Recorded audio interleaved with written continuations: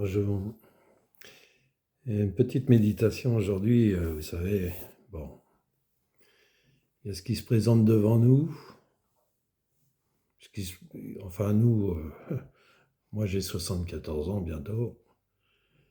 Euh, bon, je sais pas combien de temps il me reste à vivre, j'en sais rien, mais c'est pas le même souci qu'un jeune qui se marie, qui veut fonder une famille. euh, pour les enfants à venir, pour mes petits-enfants. Moi, je pense à mes petits-enfants, mais même à mon fils, tout ça. Je me dis, on va pas rentrer dans des temps faciles, là. Et il y a quelque chose qui fera la différence entre pour pouvoir survivre à ces temps, enfin pour pouvoir pas survivre, parce qu'il y en a beaucoup qui survivront, mais c'est pas une question de ça, c'est une question de comment traverser cette épreuve, ces épreuves, parce qu'il y en a plusieurs. Il y a pas que le temps, il y a tout qui est bouleversé. Alors moi, en tant que chrétien, évidemment, je sais très bien que le Seigneur, ce qu'il m'a dit, qu'il allait déjà ébranler son Église, hein. Alors ça a été fait à partir de 2019. L'Église a été bouleversée, a été ébranlée. Et moi, le Seigneur m'avait dit, je vais vous ébranler afin que vous deveniez inébranlables. Et, mais le Seigneur dit aussi, voilà, maintenant j'ébranle le monde, non seulement la terre, mais aussi le ciel. Voilà, hein, qu'est-ce que ça veut dire? Où c'est que ça nous entraîne? On voit bien quand même qu'on vit des choses qui sont un peu particulières, auxquelles on ne s'attendait pas ou on voulait ne pas s'attendre. Et puis on peut dire oui, c'est le CO2, c'est machin, c'est les gaz à effet de serre, c'est tout ce qu'on veut. Mais vous savez, depuis la nuit des temps, il y a des gaz à effet de serre, il y a des volcans qui explosent, il y a des trucs, il y a eu des machins. Et la Terre est toujours là. C'est pas une question de Terre, en fait, c'est une question après qui vit sur la Terre. Et c'est vrai que dans les années 60, là, moi je suis de 52, dans les années 60-70, il y avait la guerre froide. Et moi-même, en tant que jeune homme, à l'époque, je ne sais pas vraiment si j'avais envie d'avoir des enfants parce que leur donner quoi? Qu'un abruti appuie sur le bouton et puis que tout le monde parte en fumée, là, simplement parce qu'on est dirigé par une bande de dingues. Euh, voilà.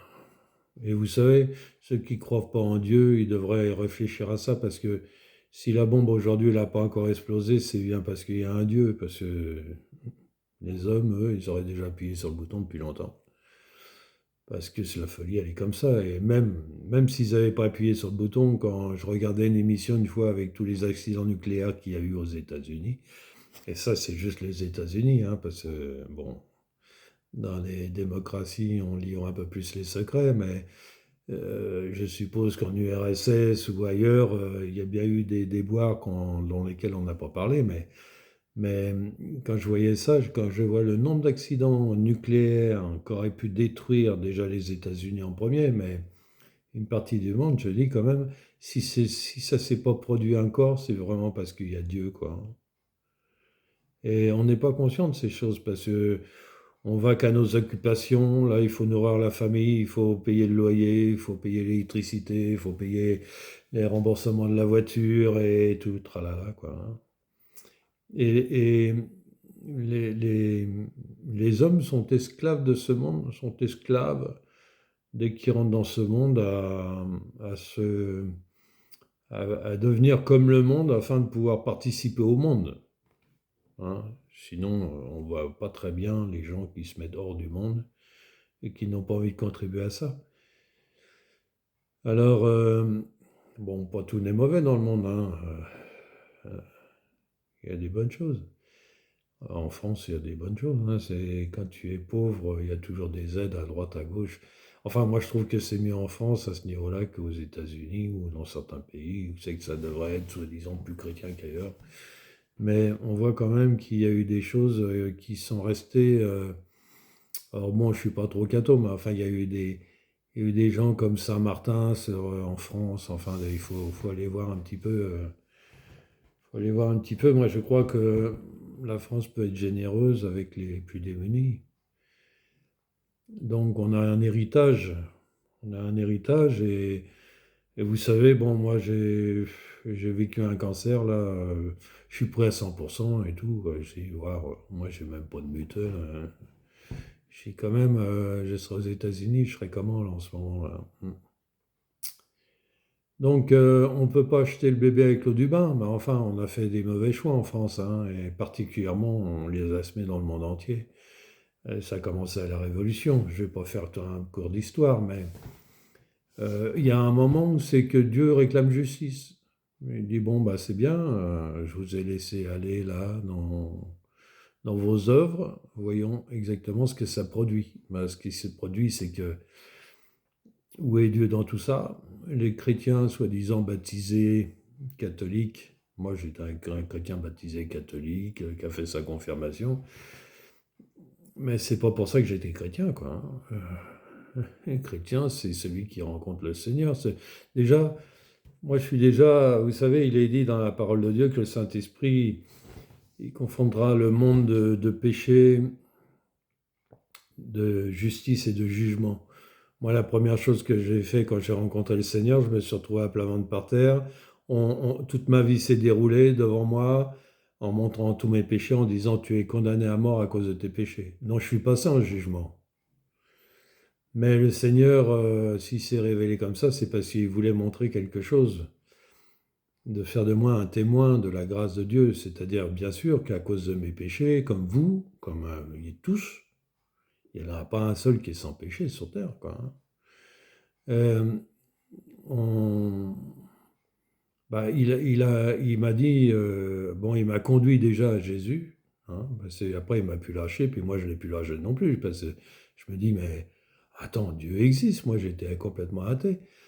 Et je suis passé à côté de ça, quoi. Tu vois, moi j'étais dans le monde, j'essayais de gagner ma vie comme tout le monde, et puis essayer de bien la gagner même.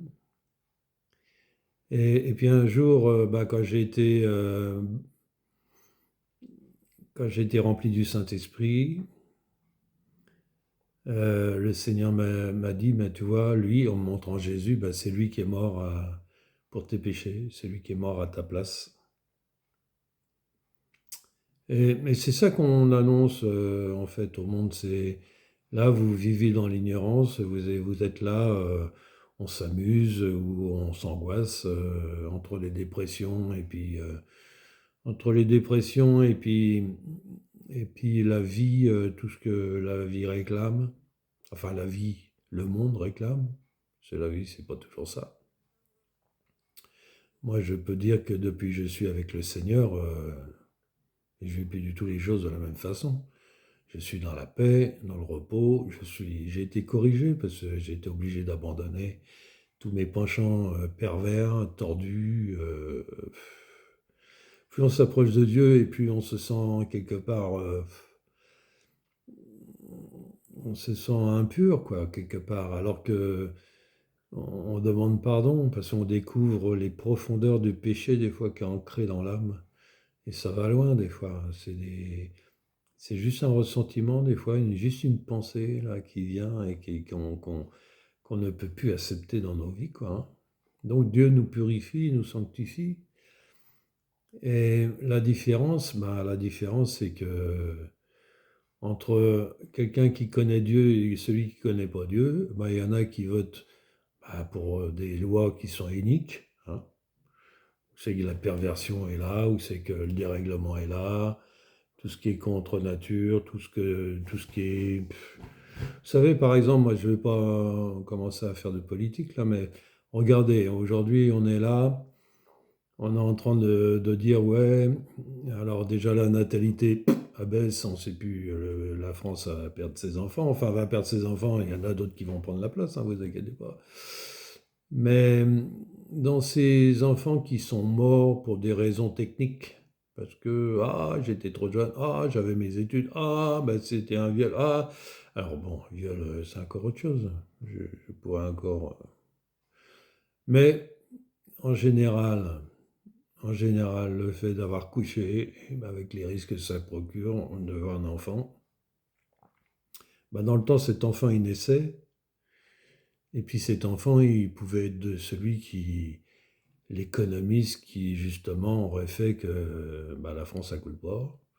Ça aurait pu être le président qu'il nous fallait, ça aurait pu être tout ça, alors que ben, on a tout ce qu'on déteste, à savoir des gens qui nous méprisent quelque part ou qui comprennent pas, qui sont dans le monde, quoi, ils sont dans leur truc. Et puis, bah, en plus de ça, les pauvres sont toujours plus pauvres et puis les riches toujours plus riches.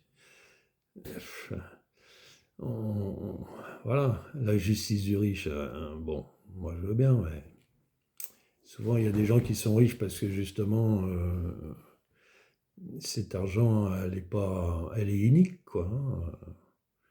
Quand tu as des salariés qui contribuent à ce que ton usine ou que ton affaire tourne, je crois qu'il faut la répartition des bénéfices, je crois que c'est une bonne chose, hein. Enfin bon, il y en a qui le font, mais c'est pas, voilà, on fait participer un peu. En tout cas, l'homme exploite l'homme, on ne va pas y changer grand-chose. Alors qu'est-ce qu'il y a comme différence entre quelqu'un qui est chrétien et celui qui n'est pas chrétien? Ben, moi, c'est Dieu qui est dans ma vie, qui me fait faire les bons choix, qui me met en moi l'horreur du péché. Euh, et je ne me permets pas de juger, parce que moi j'étais le pire de tous les pécheurs, donc je ne vais pas juger les gens qui pêchent, mais je leur dis, bah, écoutez, il y a une autre voie là, il y a celle de la grâce, parce que si vous ne passez pas en jugement, vous n'aurez pas la grâce. Donc il faut accepter de passer en jugement devant Dieu,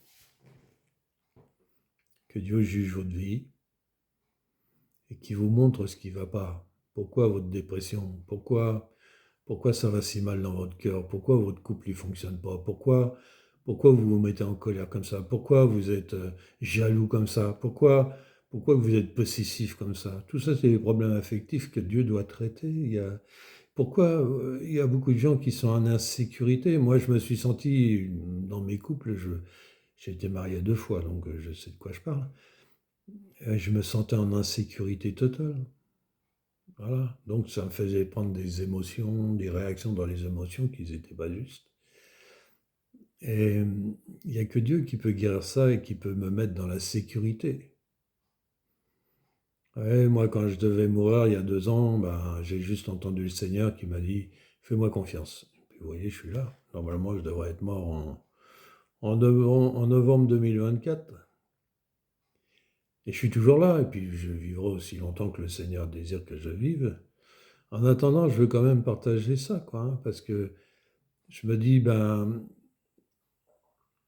la foi, ça se construit, c'est pas quelque chose d'inné, c'est Dieu qui donne la foi déjà. Moi, quand j'ai rencontré le Seigneur, j'ai dit, waouh, Dieu existe. Il s'est révélé, quoi. Il y a besoin d'une révélation. Il y a besoin en même temps de dire, bon, ben, c'est bien, Dieu existe, mais moi j'ai envie de faire ce que je veux, donc ça va pas le faire. Dieu, il veut remettre de l'ordre dans ta vie, il veut remettre de l'ordre dans ton couple, il veut remettre de l'ordre dans ta pensée, dans ton cœur. Ton cœur, il est plein de bazar, il est plein de peur, de souffrance, de tout un tas de choses que le monde, l'héritage du monde et de tes ancêtres aussi. Et Jésus, il est mort à la croix pour ça. Il a pris sur lui toutes les malédictions, et crois-moi que des malédictions, tu en as sur ta vie, même si tu ne le sais pas. Hérité de tes parents, si quelqu'un a touché, par exemple, à l'occultisme, s'il a invoqué les morts, tout ça, bah, sa famille, elle est maudite pendant 3 4 générations. Moi, je le sais parce que j'ai vécu. Par rapport à l'argent, des fois, tu n'y arrives pas avec l'argent, alors qu'avant, tu avais une famille riche peut-être. Et puis tu te dis, mais qu'est-ce qui s'est passé de cet argent? Moi, j'ai été confronté à ça. J'ai demandé pardon à Dieu. Je ne sais pas mes ancêtres si l'argent qu'ils avaient, si c'était juste ou injuste, s'ils n'ont pas profité du faible ou de je sais pas qui, hein. Et j'ai demandé pardon. Et quand j'ai demandé pardon, j'ai entendu un grand crack dans le ciel. Et j'ai senti que là, j'avais touché quelque chose.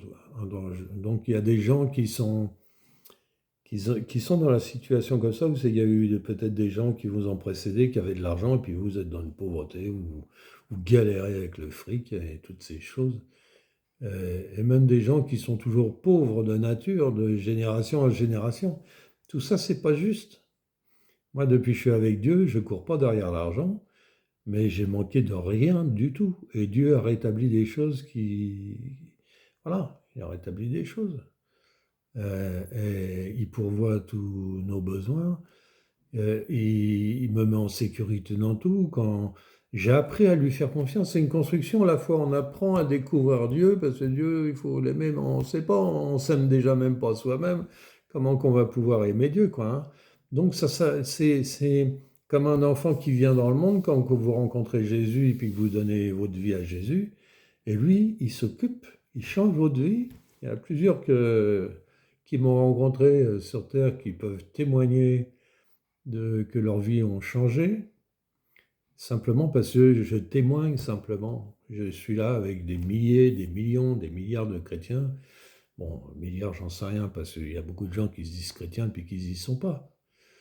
Et la religion, c'est pas parce que tu es dans une religion que tu es chrétien, c'est pas parce que c'est la religion chrétienne que tu es chrétien. Chrétien, ça veut dire que tu pardonnes de tout ton cœur le mal que t'ont fait les hommes, que tu es bienveillant envers même ceux qui t'ont fait du mal, tu pries pour ceux qui te maudissent, et puis tu as confiance en Dieu. Et tu places pas ta confiance en des saints ou en Marie ou en je sais pas quoi, là. C'est pas eux qui sont morts pour toi, c'est Jésus-Christ. C'est Jésus le Sauveur, c'est personne d'autre. Il n'y a pas d'autre intermédiaire entre Dieu et les hommes. Ça n'existe pas. Tout ça, c'est la religion qui l'a créé. Tout ça, c'est du bidon, quoi, hein. Alors, ça ne veut pas dire qu'il faut mépriser Marie et puis les saints. C'est pas du tout ce que je dis. Mais moi, j'aime la vérité. Et ça, c'est le mensonge, je ne supporte plus, quoi, hein. Quand je vois qu'on élève Marie, Marie partout, partout, partout. Mais Marie, elle ne peut rien pour vous. Elle a fait ce qu'elle a pu, elle a mis au monde celui qui devait vous sauver. C'était son rôle et elle a été choisie et prédestinée à ça. Vous êtes prédestiné à autre chose, vous. Mais, mais est-ce que vous allez vous tourner vers Dieu? Est-ce que vous allez rencontrer Papa? Moi, j'ai rencontré Papa, j'ai eu la grâce de me retrouver devant le trône de Dieu pendant 3 jours. La seule chose que je pouvais dire devant tout son amour, il m'a jamais parlé de mon péché, rien, tout ça, c'est réglé en Jésus-Christ. Et, et j'ai reçu cette paternité d'en haut, quoi, le Père qui déversait sur moi tout son amour, et pendant 3 jours, j'ai rien pu dire autre chose que Papa, Papa, le Père des esprits, Papa, celui qui est le créateur de toutes choses. Les choses, elles existent parce qu'il l'a désiré. Il vous doit rien, il vous a tout donné. C'est à vous de faire le choix, le bon choix. Et peut-être pour certains, ces paroles sont des paroles de mort et puis d'autres des paroles de vie. Mais moi, j'encourage les gens qui sont là dans leur galère, dans leur dépression, dans leur maladie. Criez à lui, venez vers lui. Et puis vous allez voir que ça ne va pas rester. Si il est dit dans la parole que quand le malheureux crie à lui, ben Dieu entend, quoi, hein. Alors criez à lui, demandez-lui au secours, quoi, hein. Et puis demandez-lui la vérité. Parce qu'il y en a un qui va dire: ah, c'est ma religion qui est bonne, ah, ben, c'est moi, c'est la mienne, ah, moi, c'est la mienne. Même s'ils sont concurrentes et tout ça, c'est de la daube, quoi. Ça vaut rien du tout. Il y en a un qu'un seul qui est la vérité, c'est un homme nommé Jésus, qui est le Fils de Dieu, qui est monté sur la croix et qui a ressuscité au bout du 3e jour, qui a visité l'enfer, qui a pris les clés du séjour des morts. Il a remporté la victoire sur la mort, il a remporté la victoire sur tous les ténèbres, sans jamais pécher. Et même sur la croix, il n'a émis aucun soupir de mécontentement, parce qu'il mourait pour toi. Il portait ton péché, c'était pas le sien, c'était le tien. Et voilà, et ta malédiction de tous tes ancêtres et de toi-même. Alors, voilà ce que je voulais partager aujourd'hui. L'avenir, il est là, il n'est pas ailleurs. Nous, on va traverser les épreuves en tant que chrétiens, mais avec Dieu. Vous allez traverser sans Dieu, pour ceux qui ne veulent pas de Dieu. Et voilà, voilà. Dieu prend soin des siens. Même si dans tous les pays du monde, on les martyrise, on les tue, au Nigeria, aux Indes. Partout où il y a des chrétiens qui rencontrent Jésus, on les tue, alors qu'ils sont des témoins de la vérité. Mais comme on vient bousculer les cultures, on vient toutes les religions, parce qu'on vient apporter la vérité, on amène la lumière, donc les ténèbres, ils n'aiment pas ça. Hein. Donc les ténèbres tuent les témoins. C'est pour ça que les musulmans tuent les chrétiens, c'est pour ça que les bouddhistes tuent les chrétiens, c'est pour ça. C'est comme ça depuis que Jésus l'a dit, vous serez même mis à mort, et les gens ils vous mettront à mort même en croyant faire ça pour Dieu, quoi. Le père du mensonge, c'est le diable, hein. Voilà. Donc choisissez la vérité, choisissez la vie. Le Seigneur met devant vous la vie ou la mort, choisissez la vie, afin que vous et vos familles, non seulement vous viviez, mais que vous soyez là, vous trouviez votre place et comprendre ce que vous faites sur terre et qui vous a créé, et que vous n'êtes pas là comme un hasard sur la terre, sorti d'un singe, quoi. Alléluia, soyez bénis.